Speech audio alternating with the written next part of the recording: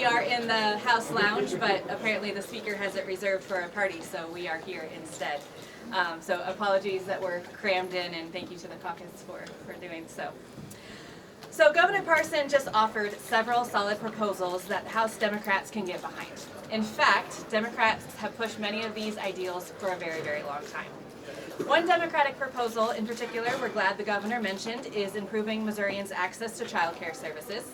We have been fighting for child care expansion for what seems like forever, only to encounter stiff resistance from Republicans. In fact, the very first bill I filed in 2017 dealt with child care subsidies.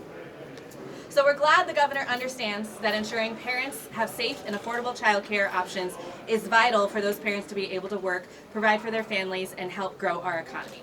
Some other highlights from his speech I'd like to bring up are the $120 million additional school funding for the foundation formula, increase in teacher pay, the Mo-Excel workforce program, broadband, infrastructure funding, maternal mortality rates. There were a lot of things that the governor highlighted today that we were very excited about. We want to see bills on these issues hit the governor's desk, and we'll do our part to make that happen. I'm grateful that Governor Parson talked about putting people first, something that we have always done as the Democrats, and something that we are always talking about. But one thing that's interesting that he did not highlight today is the Republican push around going after the initiative petition. One person, one vote. If we're going to talk about people first, then they should have a voice at the ballot box. But let's not fool ourselves into thinking the prospects are good for much of anything important going through the legislature this year. That's because, just like Republicans in Washington, D.C., Republicans in Jeff City constantly prove incapable of governing. Just like in D.C., a small group of GOP extremists are holding the legislative process hostage in an attempt to bully through legislation that's unpopular with most lawmakers and definitely most Missourians. Just like in D.C., political theater to pander to the right-wing base takes precedent over actual problem solving. And that's a terrible shame. Because when we resolve to focus on the issues important to working class families and hunker down to do the work, there is no limit to what we could actually accomplish. We could eliminate the grocery tax to help struggling families. We could help small businesses expand and thrive. We could take rural hospitals off the endangered species list. We could ensure that every Missouri child has access to child care and quality education no matter where they're from. We could end foreign control of Missouri farmland. And we could guarantee that no woman is charged for murder for having an abortion. Missourians are fed up with ineffective Republican leadership in Jefferson City. They're demanding change, and in November, change is coming. Happy to take questions. What's your take on his legislative priority of increasing punishment for fentanyl-related crimes? Yeah, so as someone who has actually lost a family member to addiction, I am grateful that the Republicans and Governor Parson are having conversations around this serious problem in our state and in our country as a whole. I haven't actually read the policy proposal for increased penalties. I will say that blaming the southern border for our problem here in Missouri is quite interesting. If you look at statistics around who is actually importing these drugs, majority, I believe it's 65% is the last number I saw, are actually U.S. citizens. So I thought that was an interesting pivot. I am interested to see what policies he's trying to push, but again, policies in this building are going to be hard to come by. He mentioned President Biden during that, but he didn't mention President Biden during the infrastructure. All the money we were talking about? Yeah, thank you so much for that comment. I thought it was very ironic to go after President Biden when talking about our southern border, which is Arkansas, so I thought that was interesting. But yes, thank you to President Biden and former Senator Blunt for bringing money down to Missouri, and I think that's a very important piece to be highlighting. What do you think is the Governor Mike Parson legacy? That is a very heavy question. I think the legacy of Governor Parson is riddled with a lot of unfortunate events. You know, him coming in after ousted Governor Greitens.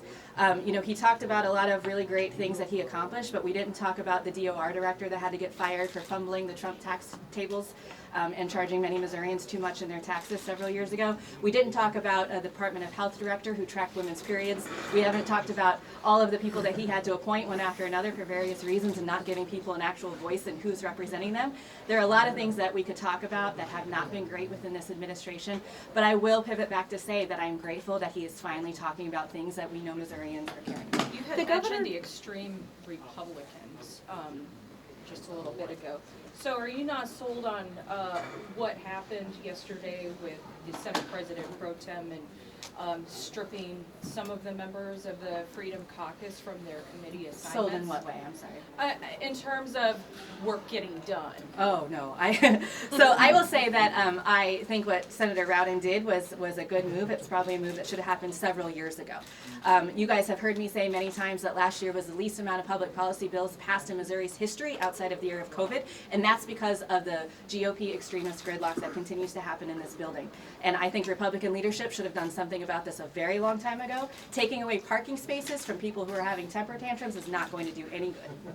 The governor normally strays away from talking about policy. He really talks about budget during the state of state. He made an exception for Representative Shields and Senator Lauren Arthur's child care bills. What did you make of that he did that? Well, a two-part answer to that, if I may. I think it was interesting that he didn't talk about any other policy. I think that's a highlight to what we've been talking about, the fact that we don't expect much to get done at all this year, and normally we do see a little bit more sprinkled in. I would say, again, I'm really grateful that they're highlighting childcare as a big priority. Again, this is something we've been talking about for a very long time. I believe him calling out specific legislation hopefully will apply some pressure to the reasonable folks in the room, but we'll see what happens. If Mike Parson says the state of the state is stronger than ever before, you'd say the state of the state is what? Well, I would say when we're looking at things like the lowest teacher pay in the entire country, the 49th funding in our schools across the country, the highest maternal mortality rates in the country, comparable to third world countries, we have a lot of work to do. I am grateful that the governor is highlighting a lot of these priorities, but again, even this budget has to get through both sides of this building, and I'm not sure of the fact that the extremists who are holding that place hostage over there are going to let it get done. Crystal, back here. Hey. Question about the $1.5 billion being left. We heard Governor Mike Parson mention that a handful of times during his speech. And should $1.5 billion be left? Should it be spent on something, or should it go back to Missourians? What do you think about that? Listen, there are a lot of priorities that everyone behind me would like that money to go towards, but the reality is Republicans have cut corporate tax cuts time and time again, and we still have triggers from before I even got here for tax changes that are going to impact our budget as a whole. So I understand why the governor is holding that for a rainy day, because the rainy day is coming, and we know that, and that's because of Republican tax changes. The governor announced that 3.2% increase for state employees, which, I'm sure they're appreciative of, obviously. But there are some agencies, and I talk about this all the time, Children's Division, where 3.2% is not going to be enough to recruit and retain people.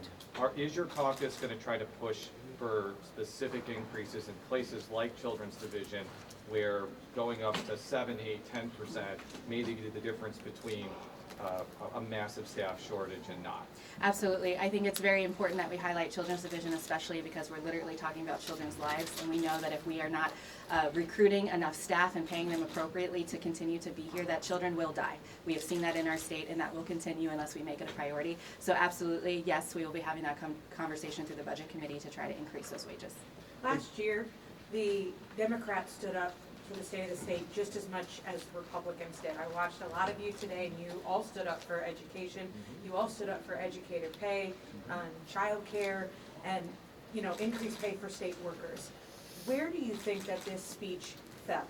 Did it feel like it was more siding towards the Democratic side than maybe the Republicans? Because that party didn't stand up very many times. Yes, I appreciate that. I don't know if y'all remember last year, but I literally tore up my speech before I began because it was quite interesting to see Governor Parson highlight things that we have been championing for a very long time. And again, I'm very grateful for it.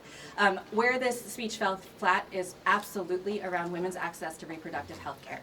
That is going to be on the ballot this fall. We're very excited about that, and we know absolutely it's going to pass.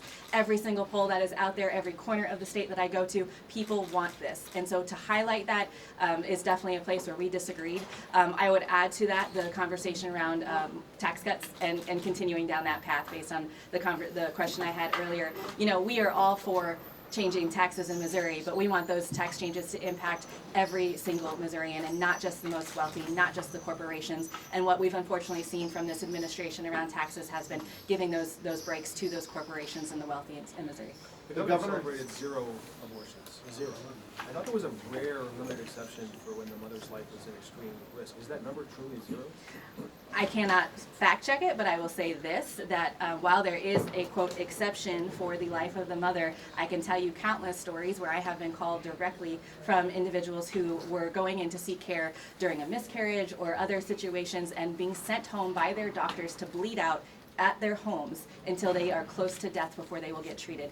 So if they're claiming that's the number, then okay, that's fine. But I know that the reality is that exception for life of the mother is not something that we're seeing, and women are suffering because of that. The governor spoke proudly of how over his time in office, he's appointed something like roughly 40% of the judiciary within the state.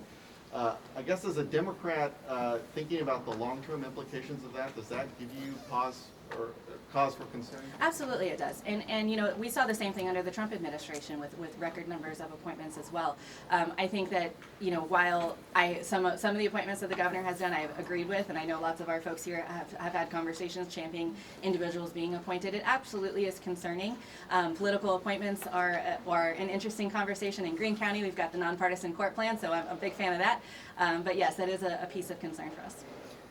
So your district includes Interstate 44 area. I'm curious what you think about the governor's plan transferring the interest earned on the I-70 project fund for planning of I-44. Yeah, very grateful that I-44 is a part of the conversation. I know last year when we made the investments into I-70, I-44 was brought up. We gave a little bit for a small section of it, but we're promised that this, in the next budget, I-44 would be a priority. So grateful that Governor Parson is continuing to elevate that. I don't know what that specific number is because it's based off of the I-70 number rollover. So I actually haven't seen that number yet, but I will say that I'm grateful that infrastructure continues to be a big topic of conversation. I will also add that, you know, our rural roads and bridges are a big problem throughout our state, and I know that there's a small amount of funding directed towards the lettered roads as well that are under state control, and so I was grateful to see that too. I think it's 14 million.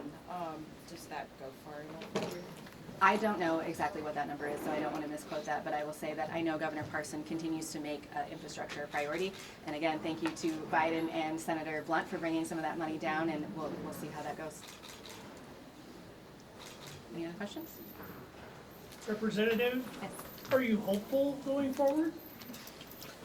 Am I hopeful? I will tell you, I am very hopeful about November of 2024. Thank you, guys. Thank you.